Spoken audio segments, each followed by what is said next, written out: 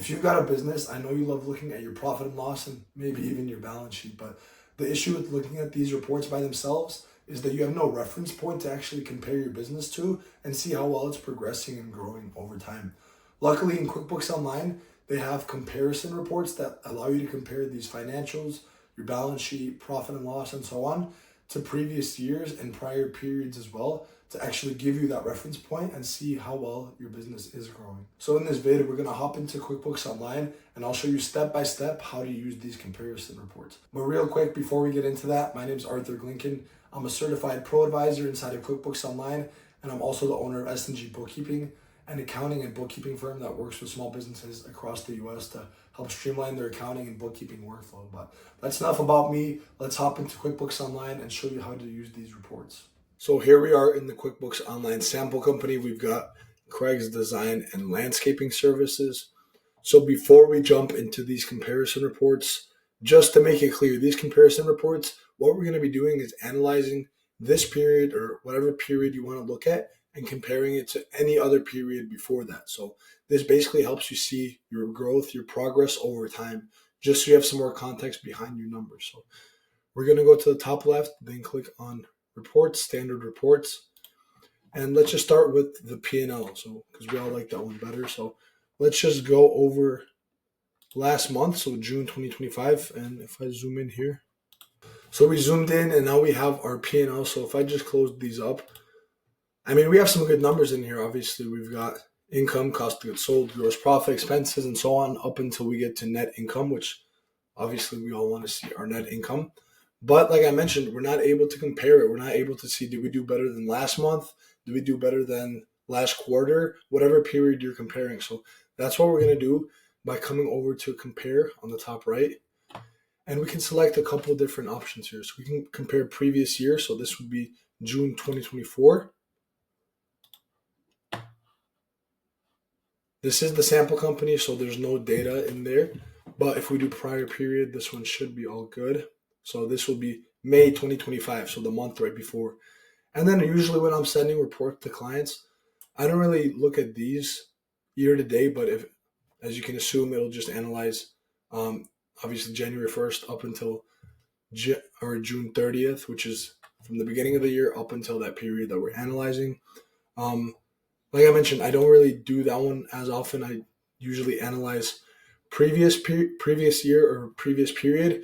If it's a pretty seasonal business that, let's say during Christmas time, sales go up a lot, it's not going to be fair to compare December sales to January sales. So what I like to do is compare, for example, previous year, so December 2025 compared to December 2024, because we know that over the months it's going to fluctuate a lot, our sales and expenses and so on. So that doesn't make sense to compare it. If those numbers, they're going to be way different depending on the season. If the sales are pretty consistent month to month for your business, then I like to do previous period. So just June, for example, June 2025 compared to May 2025. So let's just keep it at previous period for now, since we know Craig's Design and Landscaping, we're kind of in that summertime, so it's not going to change as much from June to May in terms of our services that we're going to be providing for the landscaping. So we can just keep it at previous period. And then I also like to add these calculations. Personally, I like this percent change to help you see how much did each line item grow month over month. So for example, our design income grew by 30.77% from May to June 2025, which is good, obviously. And then you can just keep going down the list and using all of these percentages right here to analyze your growth. This dollar change is also good, but it doesn't give you a relative percentage. Usually when you think about growth, you think we grew 10%, 20%, we grew 100%, whatever, over this period. The numbers are good, obviously, just to see how much more, so it'll add an extra column in here. But personally, I just prefer this percent change. It makes it more relative to the business and actually helps you see overall how much you grew compared to the previous period. So I like this percent change. I don't use percent of row, percent of column, expense, so on there. It can kind of be confusing. I mean, percent of row is always going to be 100%. They always add up to 100%. Since it's basically let's just scroll up to the top. these two numbers right here, what percent of the row do they make up? Well, they're the only two numbers here, so obviously they're going to make up 100% of the row. Percent of column is similar. It's just what percent is this number of the total net income, 1481. So that's our design income is 86% of that. So percent of expense could be useful for you as well if you want to analyze what percent of my, let's say, for example, insurance expense, what percent of that is of my total expenses. So as we can see here, it is 8.76% of my total expense bill on the bottom. So out of 2755, insurance makes up 8.75%. And you could use this to analyze different parts, different sections of your expenses and compare that to industry averages in your, obviously in your industry as well. So you can see if I'm spending 15% on marketing out of my total expenses, is that place that's pretty standard? Am I overspending, underspending? Obviously, at the end of the day, it comes down to the efficiency of that marketing, how much you're getting for what you put in. But it can be a good understanding to help you see exactly how well you're doing compared to other businesses. So is my payroll too high compared to the industry standard? Like I mentioned, is my marketing expense too high? Am I paying too much for an accountant? Whatever it might be. So just use this percent of expense number to help you analyze that number as well and compare it to your industry averages. You could also do that for percent of income right here. So you can see that design income makes up 12.92% of my total income. And that can help you understand which parts of your business, which service lines or products are actually providing the most revenue for your business. And if they are doing great, you can say, oh, we should double down on this, keep pushing. Or if the product isn't doing that well, you can say, well, maybe we could take our energy from this product and dump it into the products that are doing well to make the most out of that. So you can use this percentage of income number to help you gauge which service lines, products, like I mentioned, are actually performing the best and help you cut out the bottom. So that it could be another great use for this. Like I mentioned, I don't really use this. I use usually percentage of change when I'm sending reports to clients. That just helps them show specifically how much they're growing, and it doesn't overload this P&L with too many columns that can just confuse the client. So these could be definitely beneficial, but I usually just stick to this percent change number right here. And then we can hop over to the balance sheet as well, just to show you this. It's going to be pretty similar, not as many options, but if we want to compare, let's just look at last month.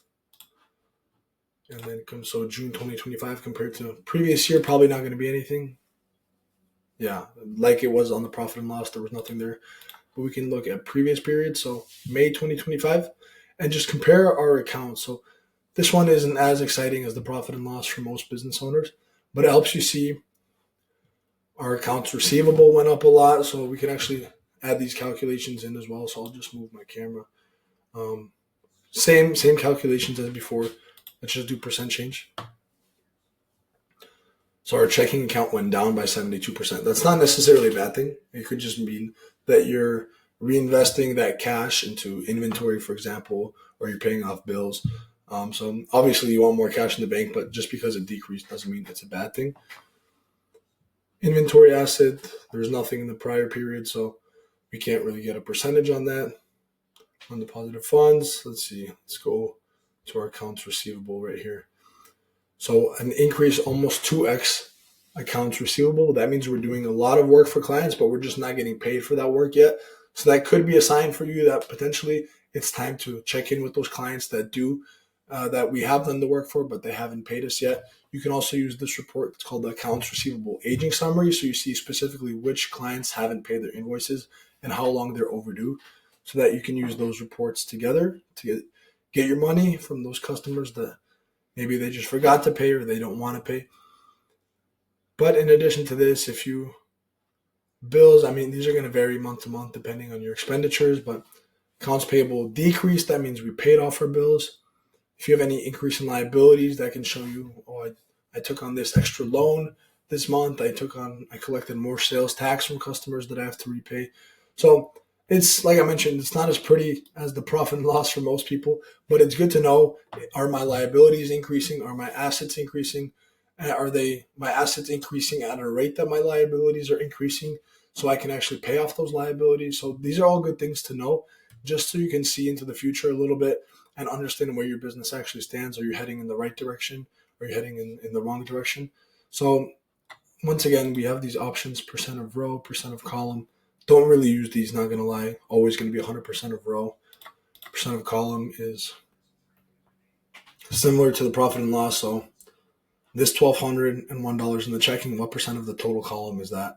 It's 5.12%. So I guess you could use this similar to how we talked about in the profit and loss, analyzing should my checking account, should my bank accounts, the cash I have in those accounts, should it be about 5.12% of my total assets?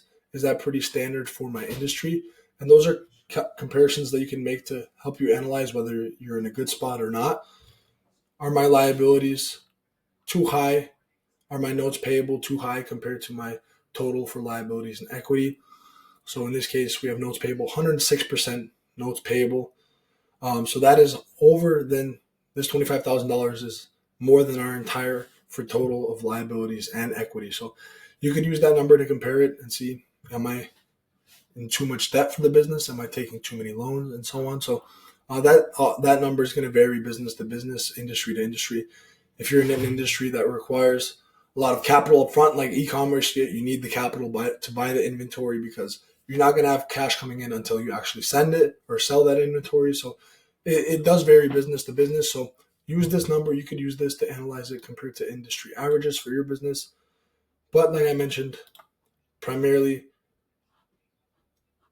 these might actually confuse people just seeing that many columns on the screen. So you can analyze compared to prior period or the prior year as well. So just a little bit more information on your financials that you could use for your benefit. So that was a quick breakdown of comparison reports inside of QuickBooks Online. By using them for your business, you're actually going to be able to get some context behind your numbers and properly track the growth of your business over time. So if you're not seeing the growth that you actually were expecting, it could be a sign that it's time to change something up. So I hope this helped you out. As always, if you did find this valuable, feel free to leave a like, comment, subscribe, whatever you got to do to help us out. And stay tuned for more QuickBooks Online and accounting tips and tricks coming out soon.